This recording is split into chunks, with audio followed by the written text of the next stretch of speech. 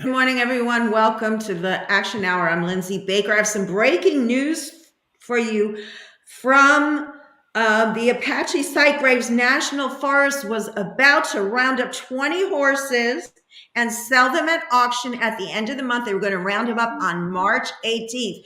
But a group stepped in, the Salt River Wild Horse Management Group stepped in and the roundup was forestalled. I have with me today my very honored guest and friend, Craig Downer, who is an ecologist and an expert on wild horses and barrows, and he's here to talk about this.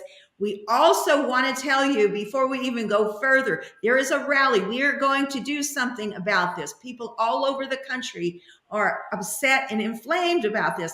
And there is a rally. We want to get this out right at the beginning. If you can go to this rally on April 23rd, 2022, to the capital of your state at 1 o'clock a.m., there will be a rally to say we do not want the continuation of these roundups that are happening all over the world. Craig, welcome to the show. What is going on? Roundups going on not all over the world, all over the United States, particularly in the western states. Craig, what's going on?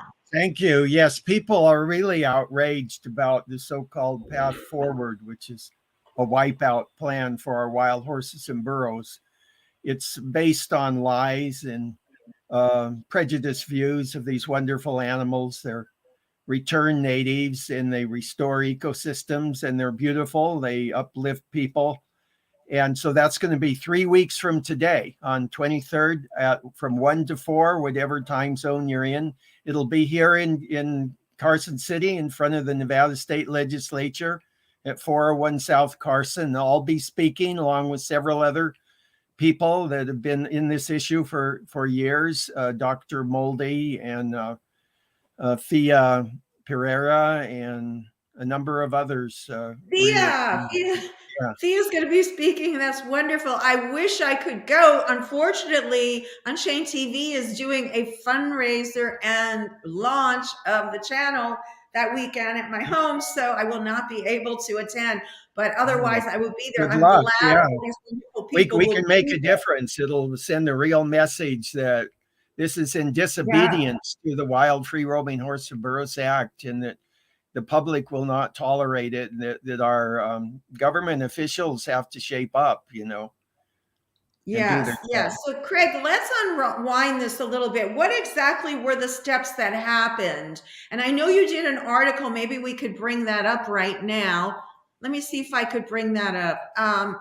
You did an article for Horse Talk magazine. Can you just kind of unwind the steps of what happened? Like, what were the organization Saltwater River Wild Horse Management Group heard about this going on?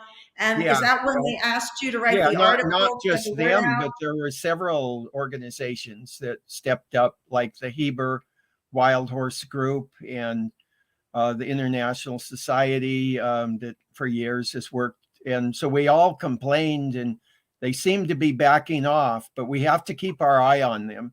And, there were a number of shootings, just as there has been every year around the end of the year, Christmas, New Year's. There was several horses that were shot, and that was terrible. And that's go back and talk about that for just a moment, because our viewers don't really know much about what's going on here.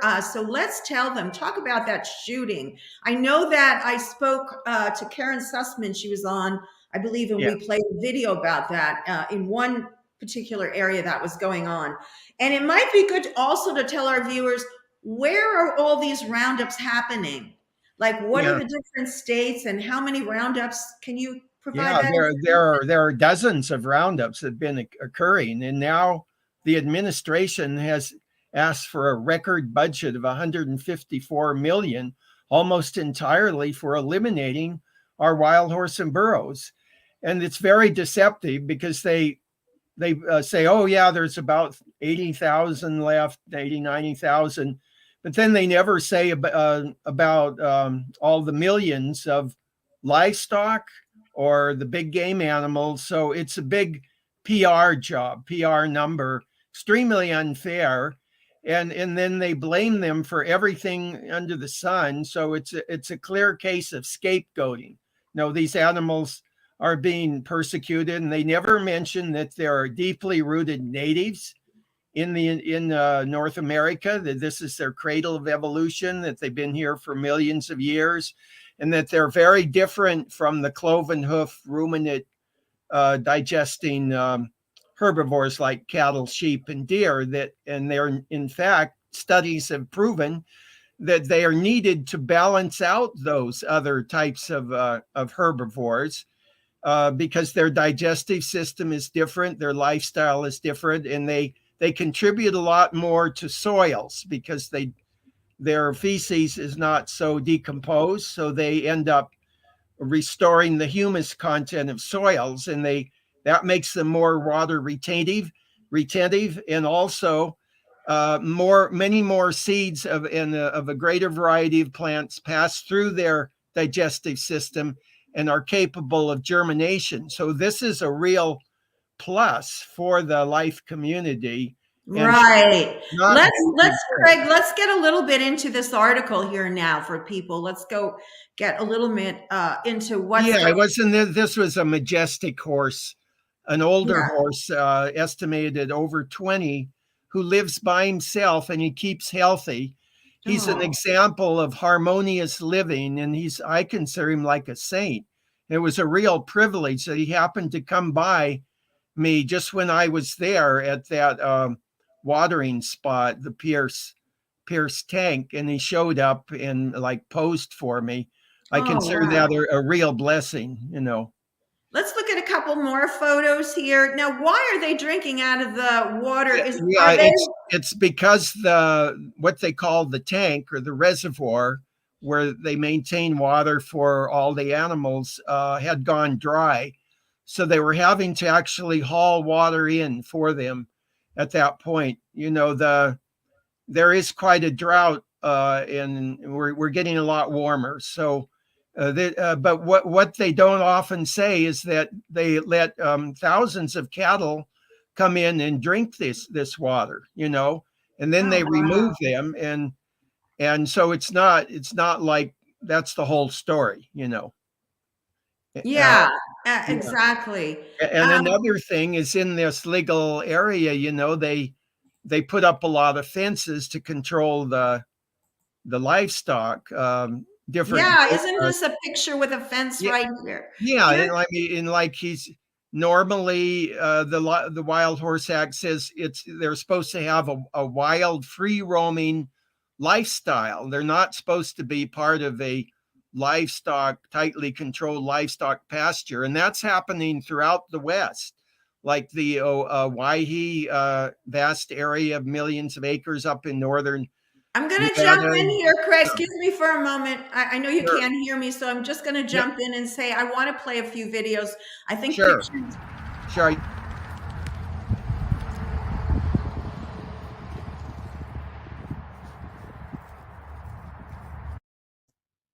Yeah, these are a couple we have. Let's watch.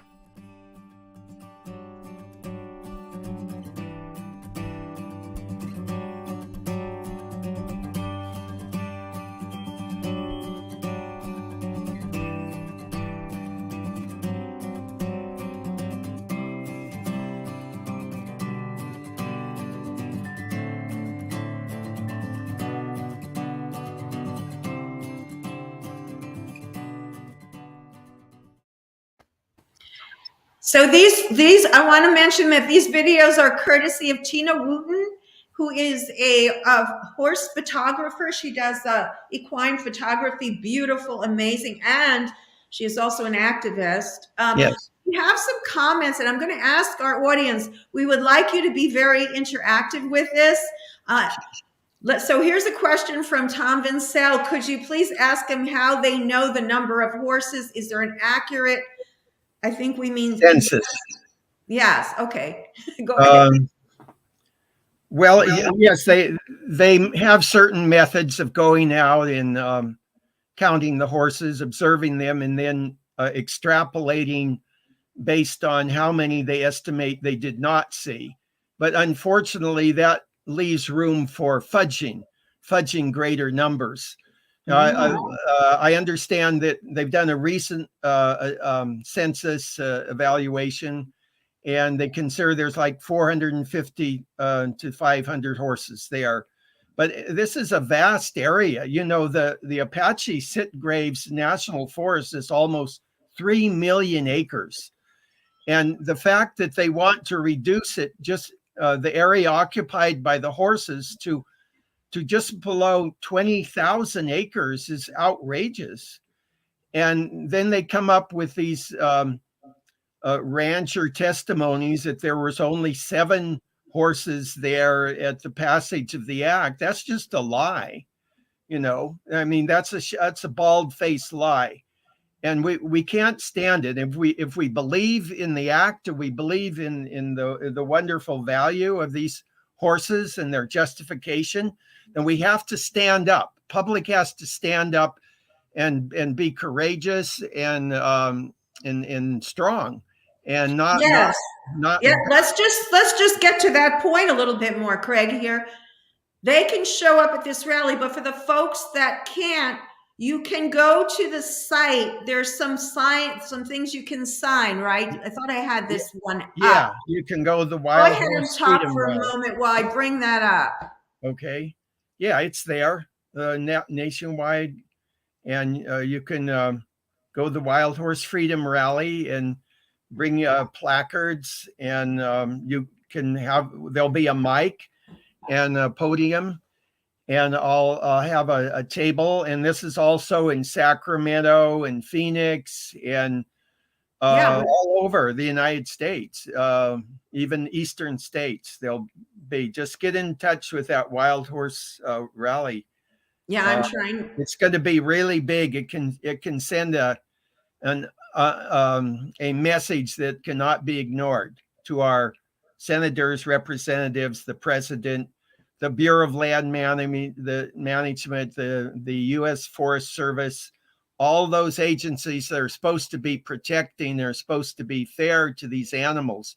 They Well, cannot. wait a minute, Craig. Again, I want to just stop you because you're providing a lot of where you're hitting on good points, but we got to like unwrap them a little bit.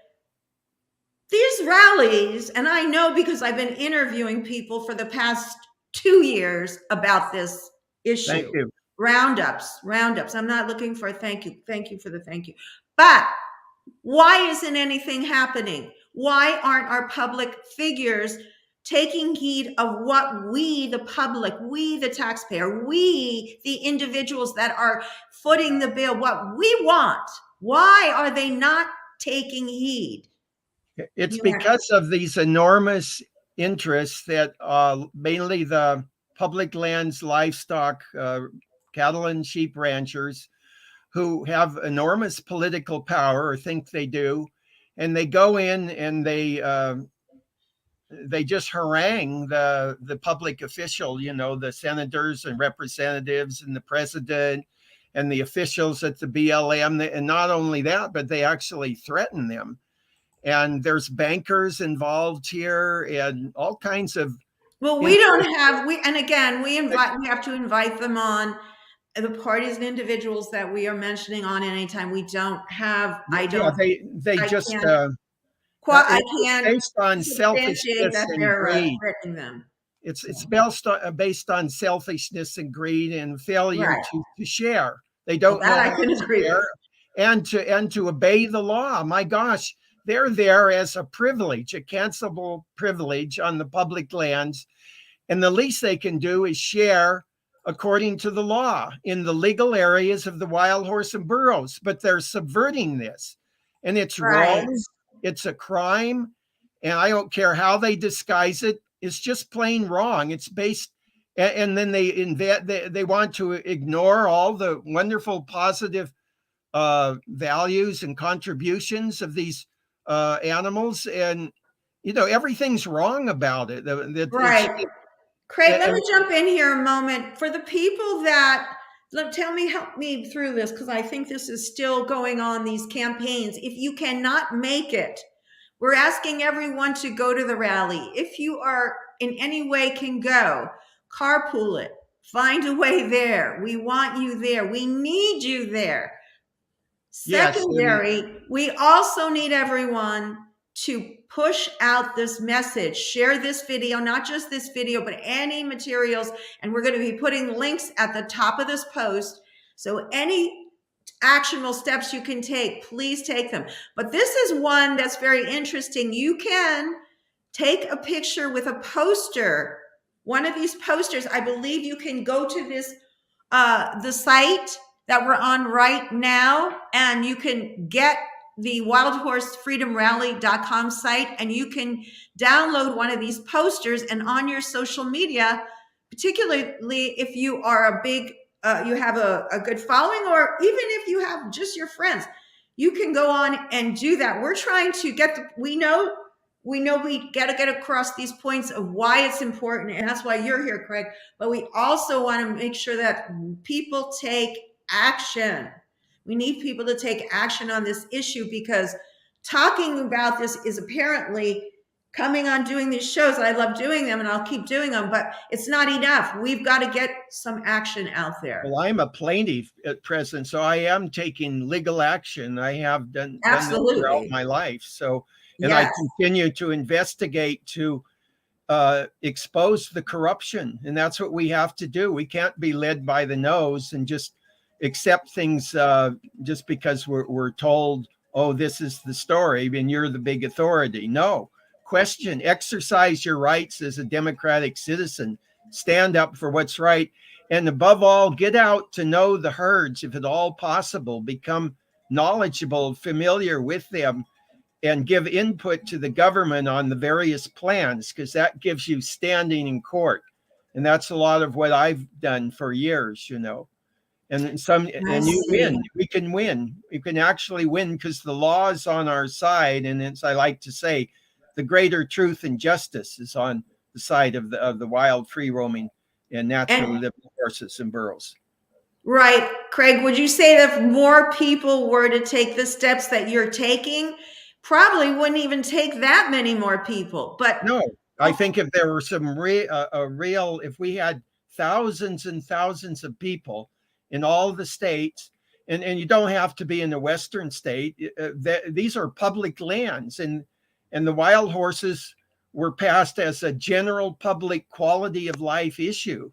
It was really one of the greatest laws ever passed because it was about letting the horses and burros be themselves, and think of all they've done for us over all the centuries. You know, we wouldn't be where we are, but their true home, their true nature is in nature. It's in the wild. So let's stand up for what's right. And you know, they're real healers, and they could greatly help save life on Earth, which, by the way, is terribly threatened now because of the excesses of our and I'm species. glad you brought that point up, because we all know why the horses are being rounded up. It's for cattle ranching. We all know that. So it's a double whammy.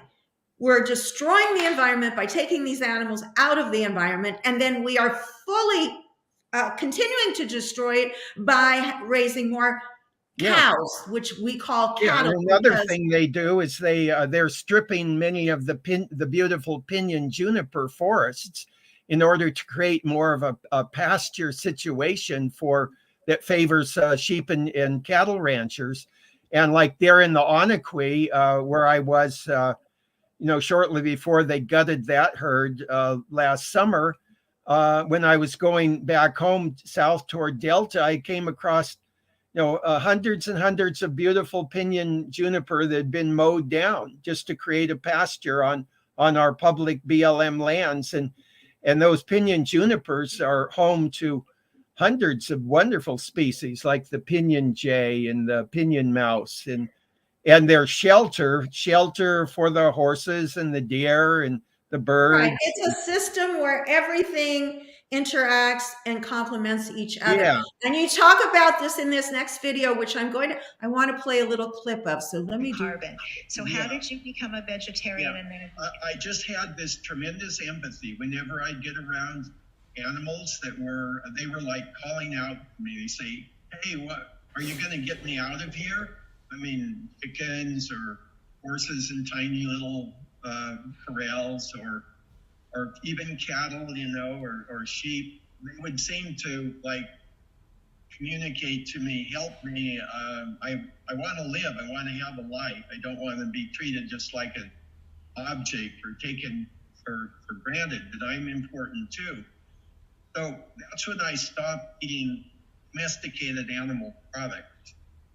And I would still occasionally eat some fish that I felt was okay, but with all the onslaught and all the terrible things that go on with fishing, and also big game hunting, how the hunting industry takes over the public lands and kills the predators, and since the wild horse, for example, isn't a hunted animal, they go against them too, because they want it all for their deer and elk, you know, and bighorn sheep, make a lot of money. And that just seems so hypocritical, you know. So I joined Earth First, and I went on some campaigns. I wrote some articles about how the non-game animals were not being treated fairly here in Nevada by the Department of Wildlife.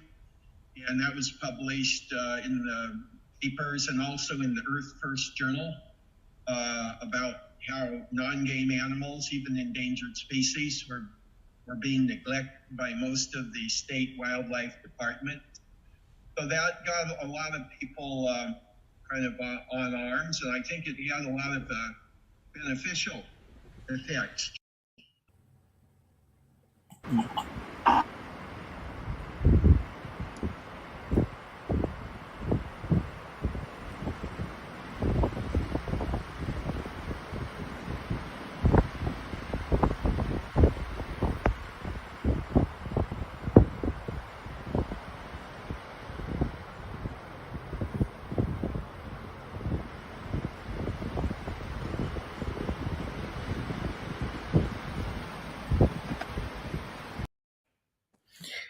Wow. So I think what you said before is a really important point.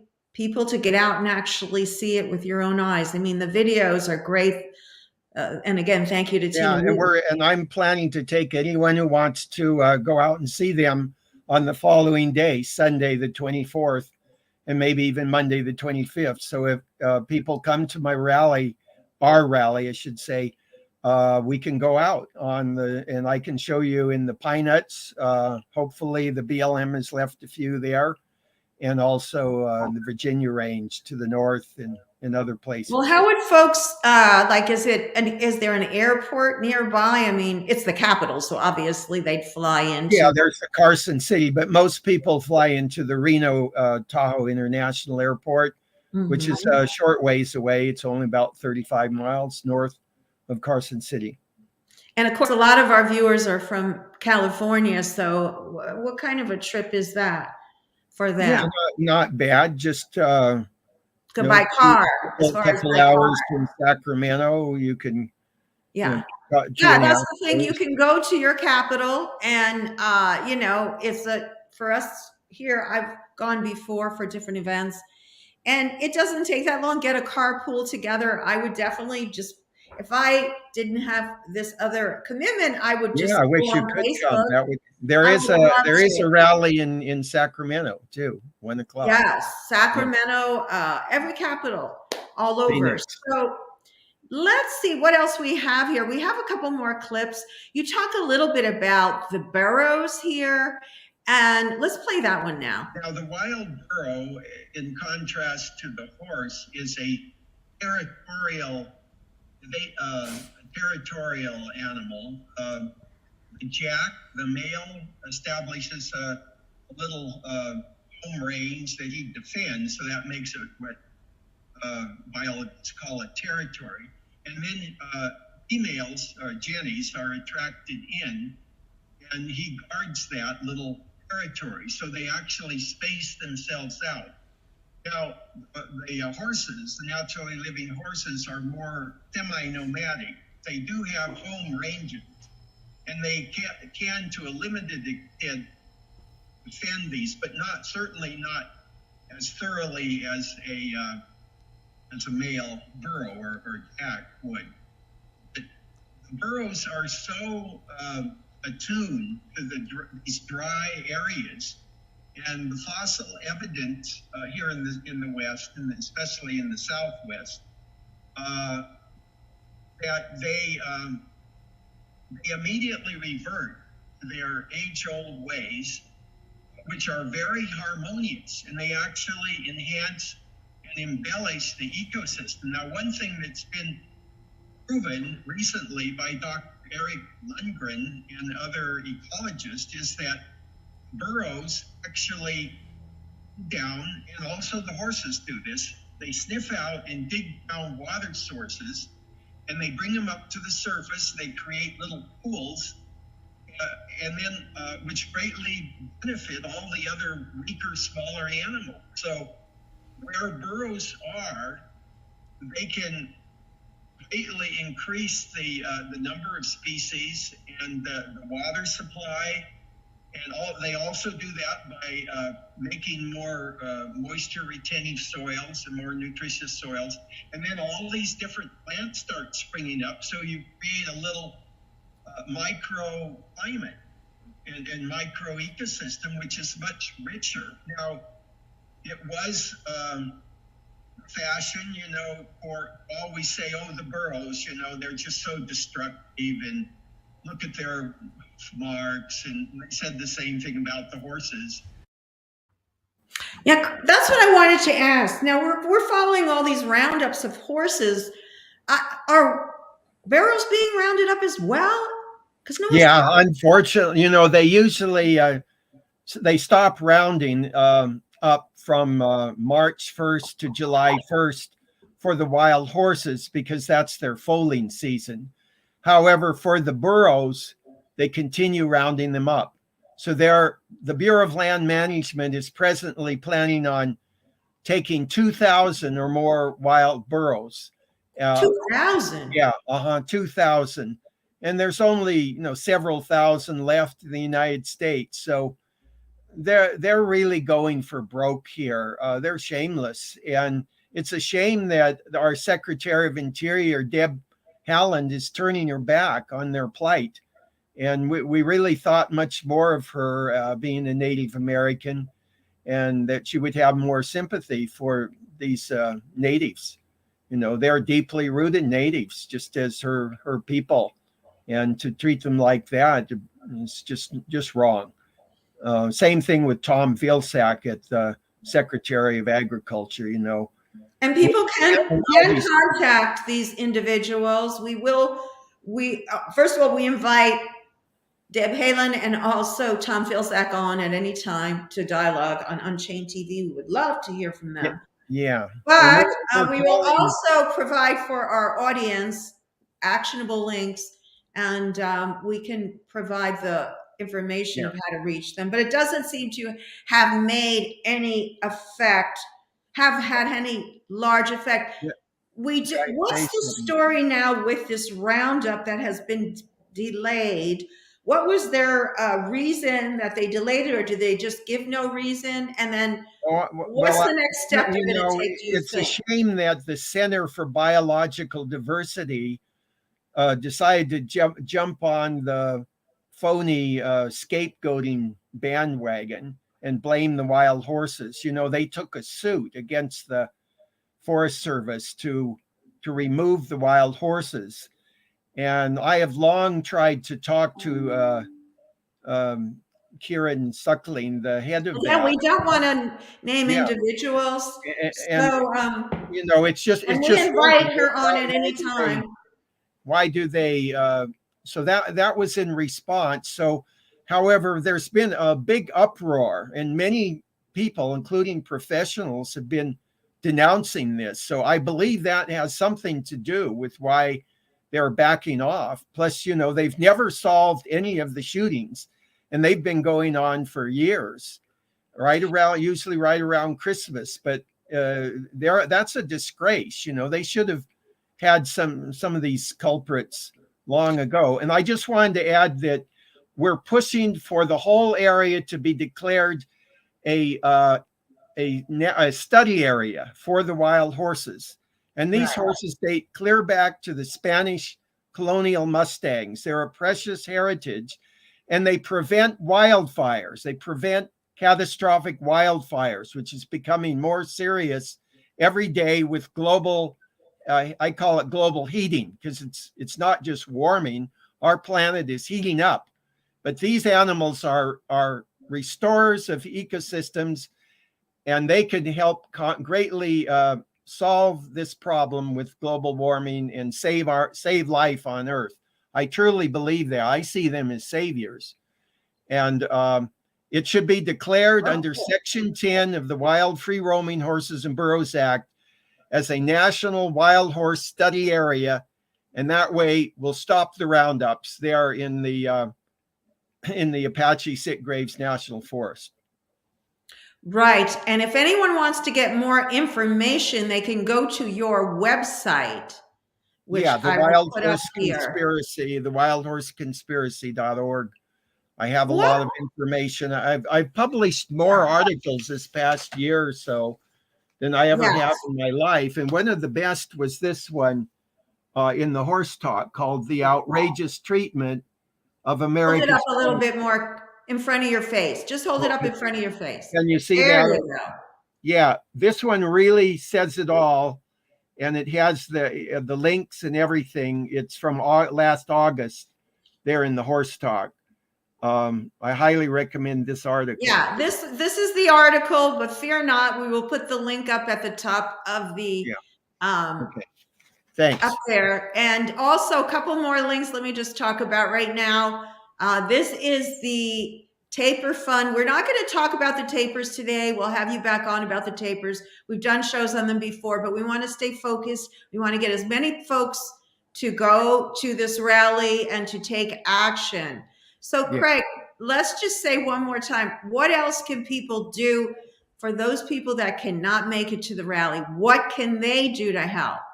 Well, go on to the BLM and the Forest Service websites and go under the wild horse and burro areas and identify the herds and become aware of the various plans that are going ahead, including the roundups or the land use plans, where they're deciding how many wild horses or wild burros they're going to leave, and how much forage they're going to give them, or how much forage they're going to give to the livestock, or what kind of mining activity is going in. Now, recently I uncovered a huge racetrack that they're trying to put through a 600-mile area going through various states here in the West. It's outrageous. That will racetrack to start racing horses? Yeah, like an off-road vehicle. They want to have off-road vehicle races racing through our public lands and creating all kinds of noise and destruction of the soils and air pollution, particulates going up in the air. And I wrote a very stinging letter against that. But in other words, go on these sites and get on their mailing list. And then, identify the herds that you really want to zero in and become familiar with and become their champion. Get out and get to know these animals, photograph them, identify them as individuals, like this beautiful Wanaji, this saint-like horse. He's like a shaman out there.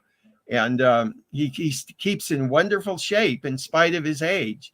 And just become identified to get to know these individual horses and burros and their herds, and then find out what's going on and become their defender, become knowledgeable. Read my book, The Wild Horse Conspiracy. The link's on my site. It's an ebook. And I'm having a new version now come out very soon. And write your congressman, become involved with the local the BLM offices or the Forest Service offices, and just get in their face and say, hey, these animals got to be treated fairly. The law says that in their legal areas, they're supposed to get the principal resources, not everyone else, the ranchers, the miners, the off-road vehicle, the hunters. No, It says land devoted principally to our wild horse and burros. It doesn't say land devoted principally to the same old ranchers or Right. other exploiting. Right. Let me jump in here a moment because my mind is always like going to how can we take more action? I know that you can use some help. You can use some help with your website. You can use some help with people that you've got all the knowledge in your head. There are people who are good at putting out on social media stories about, hey, did you know the BLM is doing thus and such? So if anybody wants to contact you and work with you on getting these messages out, that would be phenomenal. Yeah, I'm not the tech genius that a lot of people are today, but I do have a lot of knowledge. I spent a lot of my life sort of as a professional academic student and academic, and I've taught too. And even if someone wants to kind of initiate their own thing of getting the word out, they can consult with you and contact you. Yeah. And I know you'd be happy to work with people in any possible way Absolutely. to initiate this, because how many years of your life have you devoted to this? Oh my gosh, practically all my life, 50 years. Thank you so much for your work. Yeah, thank you. Really, yeah, I knew Wild Horse Annie and worked with her. Tell people who Wild Horse Annie is. Yeah, she was the main hero for the Wild Horse and Burros, who back in the 50s, she saw the abuse and the cruel roundup and hauling off to the slaughter plants. And it just galled her. And she said, I'm going to stop this. And she was responsible for two laws, the 1959 law, which forbade poisoning of water sources and the use of airplanes and mechanized vehicles. And then the big Wild Free Roaming Horse and Burros Act of 1971, that, by the way, was passed unanimously. And it just completed 50 years. So we have to restore its true intent. It's a wonderful law, but we can't allow it to be subverted. And I know there's been some amendments to it, but the core intent of the act is still there. It's the law of the land. But a law is no better than the people and whether they really care to implement it.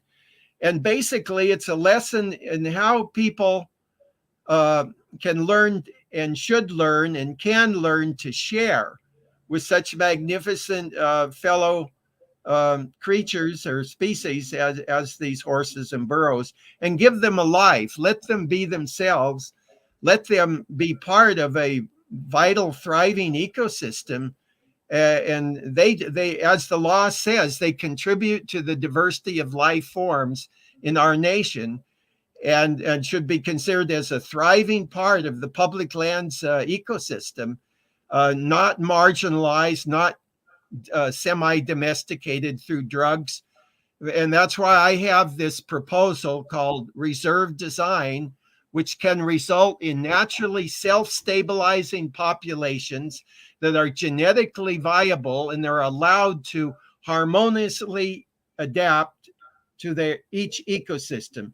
Each ecosystem is unique, but people have to have the patience and the generosity to let them fill their role in nature and not be so manipulative and so disrespectful. Right. So again, we want to remind people, this is your website, thewildhorseconspiracy.org. And I just had up, people saw just a moment ago, you have a real long list of resources to get people started. And I'm going to have a study come out now, as you know, on the Arizona Apache sit graves that I worked on almost a year.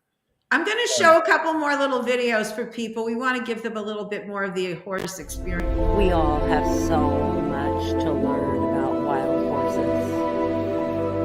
The lesson is to let them be untouched by man, to be free, to be wild.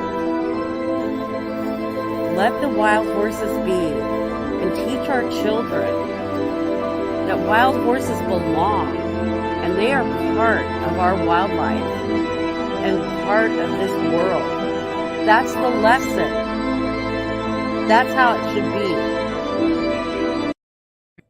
That's a Yeah. beautiful statement.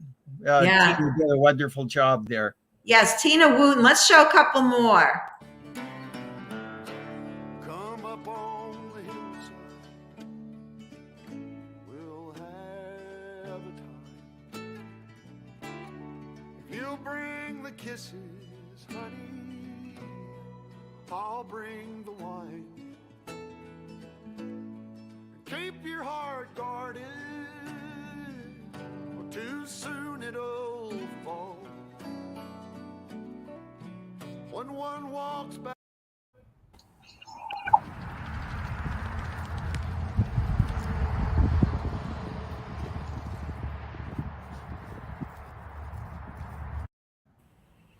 Wow, it just touches your heart. I can imagine. I can only imagine how wonderful it is to be there with him. Let's see. Does anyone have any questions for Craig? Anybody want to ask Craig anything? I noticed there were some questions there. Well, one here. Why isn't the mainstream media coverage so lacking? Exactly. Yeah, it's because of these big interests, the big meat interests and cattle interests, and also don't forget the mining and the energy fracking interests. And in other words, there's a lot of money involved. So they go in and they influence the media not to tell the whole story. Mm-hmm. But I believe in the freedom of the press and the freedom, and that people are truth loving, and they don't. That's why it's so wonderful to live in a true democracy. And I hope this is a true democracy and not a rule by the rich and powerful. But we have to exercise our rights so we don't lose them, and we don't lose such precious phenomena as these wonderful wild horses and burros and their ecosystem that they have legal right to be the principal species in those areas. They do. And we are just about running out of time. We're near the end of the hour. Craig, is there anything we haven't covered that you would love for, or want our audience to know, I should say? Yeah, I'd like people to just contemplate and say a little prayer about the awesomeness of how many millions of years these animals have lived and been born, lived out their lives and died, and then come back again. How many thousands and thousands of generations that they were a vital, harmonious part of the ecosystem, and developed what they call mutualistic symbioses, or relationships with all the soils and the soil microorganisms and the plants that they seeded, that they dispersed the seeds of and provided a germinative bed, and how the wonderful soils then became living sponges that absorbed the water and replenished the water tables in the springs, and how they helped many of their fellow animals too. And of course they are a prey species too, but I mean, that's just part of life, and they were in balance. They were part of a wonderful harmony here. And to me, this is much more valuable than some machine, even a fancy automobile with a powerful engine. Right. I much more admire a well-functioning ecosystem. I mean, that's something that sustains life. But all these machines that people have invented and are kind of displacing life on this earth, I mean, what are they compared with a magnificent living ecosystem like that the wild horses or burros are part of? They're like a big parasite, and the fact that we mine and we destroy vast areas, or we go in, we plunder, we victimize these poor domesticated animals, we take away their natural freedom, and then force them out onto the public lands to strip the vegetation, then Right. just remove them to be fattened and slaughtered, with no respect for hardly any respect for the natural ecosystem that evolved there for millions of years. To me, that is just so wrong. But the good news is that we can change. We can Right. rise up and we can change. Things can quickly change. All Yes. that has to change is the attitudes and the values, And people taking action. the goals. Yeah. And we have to be intelligent and not be supporters of things like the meat industry or all these emphasis on machines too. Let's live a much more natural life. Let's get back in harmony. Like I wanted to mention that both the pinyon and juniper produce an edible berry, and the pinyon nut is a complete food. And the Paiute Indians that I grew up Are you with, talking about the pine nut? yeah, the pine nut, the pinyon. I was eating that yesterday in my salad. I love pine nut. It's delicious, and that could provide much more food if moderately harvested, like the Paiute Indians did here where I live, and I grew up with them, and they taught us how to harvest the nut. That would provide much more wholesome food, and we do it in a way that leaves most of it for the native wildlife also. That's wonderful. So Thank Craig, you can provide a lot of information through your reserve design study and other studies. You're constantly doing different work. You're a wonderful scientist. You're a vegan ecologist. And Thank you. I told Craig I want him to use that as his handle. Vegan ecologist. All right. Vegan ecologist. This is Great. the reserve design. If you want to donate some money so that Craig can continue his work, yeah, that would be don't lovely. Require much, but yeah, whatever you can. And gas has gone up. I have to go around my old SUV, but I camp out. I'm not a person that requires luxury, and to me, a luxury is to be out under the I call it the million-star hotel. The million-star. I love that. Yeah. That's wonderful. Let's just play our viewers out with one more of the videos of the horses. Again, I'm going to play that. So thank you for being on.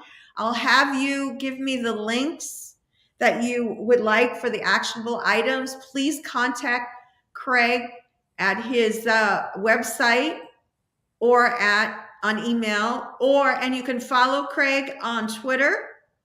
And so all of this information will be available at the top of the post. Yeah. Right. I also have Facebook. I'm on Facebook, Craig Downer, or the Wild Horse Conspiracy, or Andean Taper Fund / Wild Horse and Burro Fund. And my nonprofit is for all the parasidactyls. That means members of the horse, tapir, and rhino family. And I do a lot. I'm on the World Conservation Union Species Survival Commission and have written action plans and species descriptions on the endangered mountain tapir. And I give a lot of input on the horse, the equids, whether they're zebras or burros or horses. I'd like to do another show on the zebras too, but I would like to do another show on the burros. I think we need to get that out. We're not covering. Yeah, and part of my ongoing project in Peru, and I have a new GoFundMe, is that we're trying to save those wild burros or semi-wild burros there, because they're grabbing them and skinning them for these Chinese merchants for this AGO substance. It's terrible, but my team there is cracking down on that together with the police and the military. But we need some basic support, and we have a GoFundMe out now. Well, we'll definitely talk about that the next time you're on, and we'll book that soon. Let's just go out with a little bit of a positive message that we can change. We can make this change. Once again, remind people one last time, if you can make it to the rally or just share out the rally information, tell people about the rally so more people show up for it. And let's just play this as our theme song going out. We all have so much to learn about wild horses. The lesson is to let them be untouched by man, to be free, to be wild. let the wild horses be and teach our children that wild horses belong and they are part of our wildlife and part of this world. That's the lesson. That's how it should be. Yeah. Bye, see, everyone. That's just a wonderful scene. That's what we got to visualize, they're being free and respected in all the harmony that they transmit to everyone. Absolutely. Thanks for being on, Craig. See you next time. Thank you. Thanks for watching, folks. See you next time.